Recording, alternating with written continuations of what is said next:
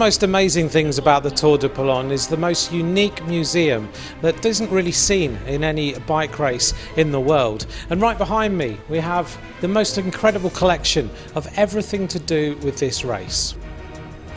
As you walk into this museum, you're really enthralled by just how much is actually in here. And the first thing you come to is a journey through history about components. So here behind me we can see the old helmets that the riders used to wear. Further on down below we go down to the different gearing and we take a travel through history of how gearing actually developed. And then alongside that we've got the shoes as we evolve from toe clips and straps all the way through to the clipped-in shoes that we're very used to today. So it gives a bike fan a great time to just spend and reminisce, and also maybe even point out to children or whoever is with them that that is what we used to ride when we were a bit younger. As well as gearing and shoes, we also take a look at saddles.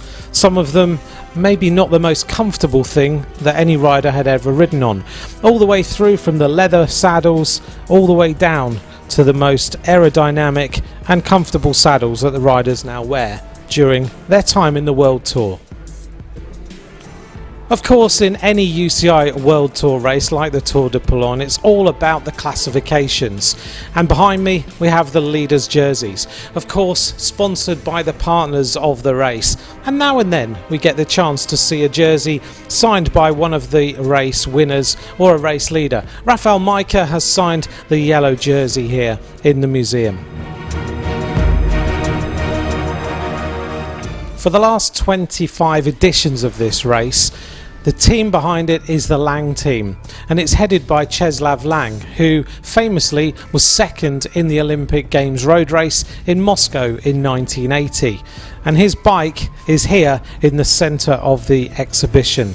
So his bike that he rode to that silver medal, behind it is his jersey, and of course the retro helmet that we remember from way back then in 1980, as well as his diploma next to his bike for taking that magnificent second place. Any exhibition like this would be lost without loads of bikes sitting around, but this one takes us through a journey of how the bike has evolved.